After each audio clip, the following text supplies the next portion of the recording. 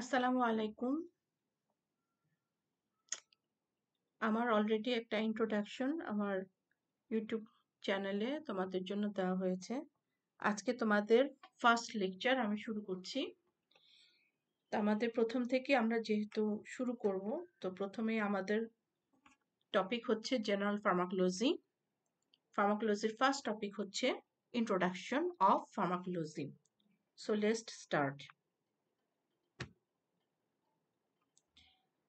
প্রথমেই পড়ানোর সময় এই টপিক থেকে আমাদের রিটেন এবং ভাইভাতে কি কি কোশ্চেন আসতে পারে সেটা সম্ভাব্য সব কোশ্চেনগুলো আমি তোমাদের সাথে শেয়ার করব। Define pharmacology, enumerate the important branches of pharmacology, mention the other scopes or branches of pharmacology, define pharmacodynamics and pharmacokinetics, define drug according to WHO, what are the purposes or benefits of the uses of drugs, write down with example. How can you classify the pharmacological effects of drugs? Define prodrugs. Give some examples of prodrugs. Mention the purposes of using prodrugs. Now, কিছু question থাকে যেগুলো nice to know, এগুলো যদি পারা যায় তাহলে বেশি number পাওয়া যায় এক্সামে অবশ্যই। Definition of some other important branches of pharmacology or scopes of pharmacology. So these are the questions. Now এখন আমরা চলে যাচ্ছি লেকচারে। ফার্স্টেই আসি, what do mean by pharmacology?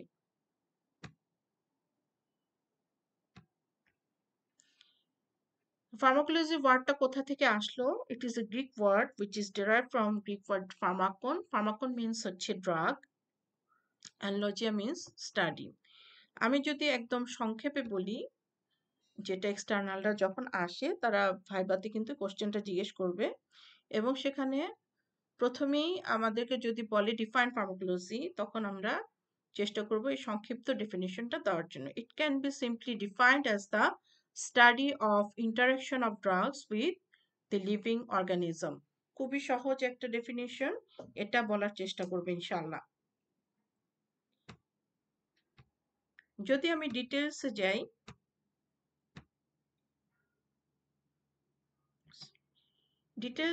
যাই, তাহলে কেউ যদি আমাদেরকে জিজ্ঞেস করে যে আমি ডিটেল ফার্মাকোলজির ডেফিনিশন জানতে চাই, দেন in detail, pharmacology can be defined as a branch of medical science that includes history, source, physicochemical properties of drug, dosage forms, method of administration,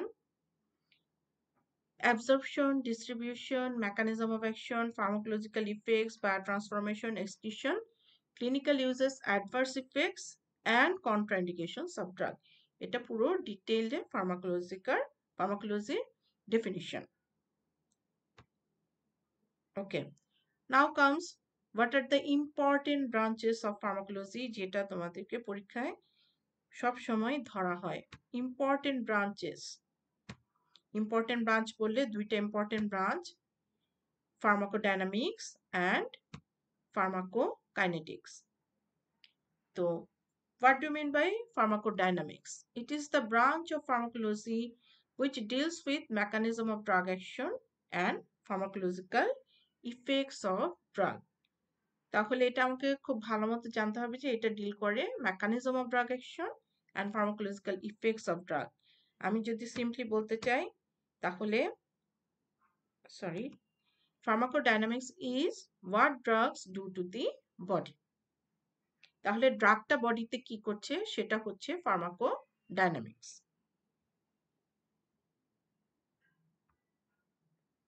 next, what do mean by pharmacokinetics? Or next branch, important branch হচ্ছে pharmacokinetics. Pharmacokinetics ওয়ার্ডটা এটাও Greek word থেকে আসছে। ফার্মাকোন means drug, এটা আমরা জানি, and কাইনিন means to move. It is the branch of pharmacology which deals with absorption, distribution, biotransformation, and excretion of drug.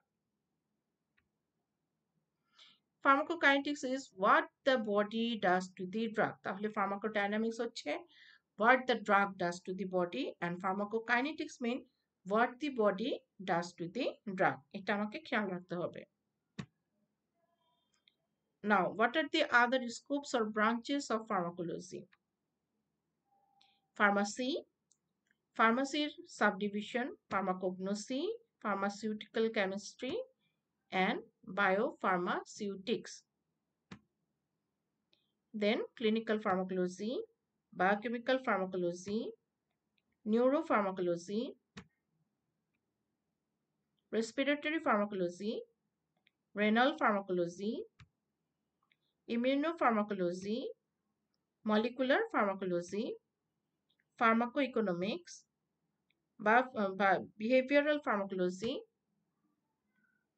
These are the important or other scopes or branches, এবং এরকম আরো অনেক scope or branches রয়েছে। তো এখন আসি আমরা যে সাম ইম্পর্টেন্ট ব্রাঞ্চের ডেফিনিশন আমরা জানবো, which is nice to know, এটা আমি আগেই বলেছি। First, pharmacy. Pharmacy deals with preparation, compounding, dispensing of chemical agents for therapeutic use. যারা pharmacist এটা তাদের জন্য important. Now, biochemical pharmacology. It describes the action of drugs on biochemical process within the cell. So, biochemical level যেটা biochemical process within the cell সেটা নিয়ে যেটা describe করে সেটা হচ্ছে biochemical pharmacology. Clinical pharmacology is an important branch. এটা কি? It evaluates the pharmacological effects of drug, preferred routes of drug administration, and safe dosage range in humans for clinical trials. Clinical trials এর সময় এটা খুব important, এবং it is the scientific study of drugs both old and new in man. এটাকে বলা হয় clinical pharmacology. Next আসি molecular pharmacology. It describes the action of drugs at molecular level. Immunopharmacology. It deals with immunological aspects of drug, including effects of drug in immune response and development of antibodies in response to drug. So, immunological level যে drug study করা হয় সেটা হচ্ছে immunopharmacology. Behavioral pharmacology. It describes how drugs affect the behavior of a patient. আচ্ছা, pharmacotherapeutics এটা হচ্ছে it deals with the use of drugs. তাহলে these are some important branches of pharmacology definition. It is nice to know. আচ্ছা, এরপর আসি সবচেয়ে important question যেটা আমাদের রিটেন এবং ভাইভাতে আসে, সেটা হচ্ছে definition of drug. Define drug according to WHO. What are the purposes of using drugs, or what are the benefits of the recipients of drug? Write with example. So according to WHO যে ডেফিনিশনটা, এটা কিন্তু কোনো word change করা যাবে না, এটা হুবহু এভাবেই বলতে হবে। সেটা কি? Drug is any substance or product which is used or intended to be used to modify or explore the physiological system or pathological state for the benefits of the recipients. তাহলে ড্রাগটা কি জিনিস? যে কোনো একটা সাবস্টেন্স অথবা product যেটা আমি use করছি উইথ দ্য ইন্টেনশন মানে কোন কিসের জন্য আমি ইউজ করছি? We intended to be use to modify or explore. Modify হচ্ছে ফিজিওলজিক্যাল সিস্টেমটাকে মডিফাই করার জন্য, অথবা প্যাথোলজিক্যাল স্টেট মানে যেটা ডিজিজ স্টেট সেটাকে এক্সপ্লোর করার জন্য। কিসের জন্য? রেসপিয়েন্স মানে যে ড্রাগটা নিচ্ছে তার বেনিফিটস এর জন্য, for the benefits of the recipients. Now, আমরা benefits of the recipients or purposes of using drugs. কিসের জন্য আমরা ড্রাগসটা নিচ্ছি? In man অথবা other animals. এটা কি কিসের জন্য না হয়? For diagnosis, for prevention, for control, and for cure of the disease. তাহলে ডিজিজ ডায়াগনোস করার জন্য, ডিজিজ প্রিভেন্ট করার জন্য, কন্ট্রোল করার জন্য, এবং কিওর করার জন্য। এখন আসি আমরা কিছু এক্সাম্পল দিয়ে বুঝাই। যেমন ডায়াগনোসিস কি করা যায়? যদি কারো পেপটিক আলসার ডিজিজ হয় সেটাকে আমি কিভাবে ডায়াগনোস করব? সেটাকে আমি বেরিয়ামেল এক্সরে দিয়ে ডিটেক্ট করতে পারি। ওকে, আর কি করা যায়? রেডিও অ্যাক্টিভ আয়োডিন ইউজ করে ডিটেক্ট করা যায় গয়টার। নেক্সট আসি প্রিভেনশন অফ ডিজিজ। প্রিভেনশন করা যায় কি কি? ফিজিওলজিক্যাল প্রিভেনশন হতে পারে, প্যাথোলজিক্যাল প্রিভেনশনও হতে পারে। ফিজিওলজিক্যাল প্রিভেনশনের example, for example oral contraceptive pill to prevent conception. Conception এটা একটা ফিজিওলজিক্যাল প্রসেস, এটাকে আমি হল্ট করার জন্য কি দিতে পারি? Oral contraceptive pill. আর প্যাথোলজিক্যাল, যেমন আমরা যে ভ্যাকসিন ইউজ করি, যেমন পোলিওমাইলাইটিসটাকে প্রিভেন্ট করার জন্য আমরা ওরাল পোলিও ভ্যাকসিন ইউজ করি। বিসিজি দিই, বিসিজিটা দিই কেন? BCG vaccination to prevent tuberculosis. এখন আসি কন্ট্রোল। কিছু কিছু ডিজিজ আছে যেগুলোকে আমরা শুধু কন্ট্রোল করতে পারি, সেগুলোকে বডি থেকে কিওর করা যায় না।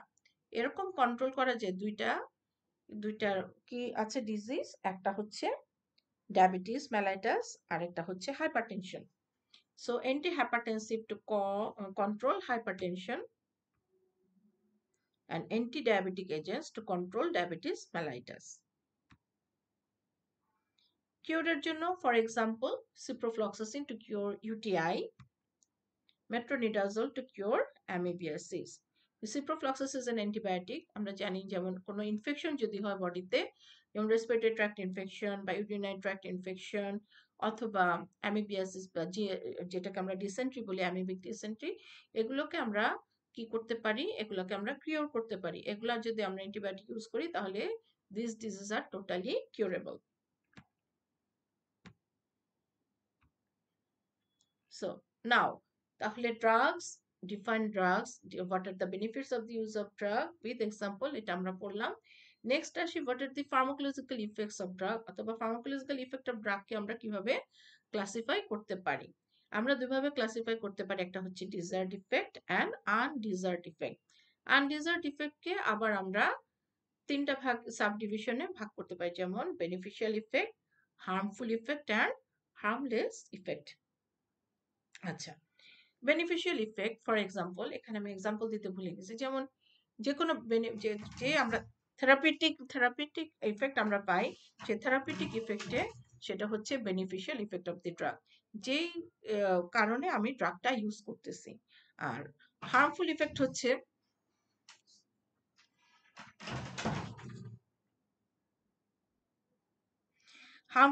হচ্ছে যদি ড্রাগটা ইউজ করার ফলে যে অ্যাডভার্স এফেক্টটা হচ্ছে।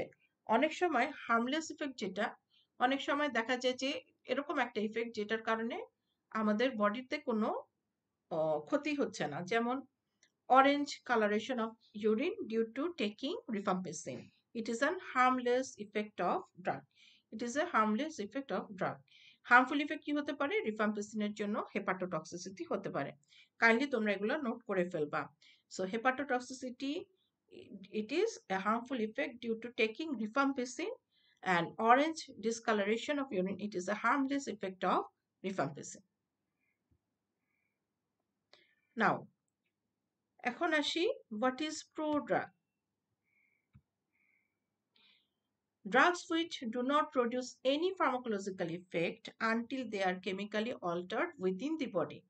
তার মানে এটা হচ্ছে pharmacologically inactive substance.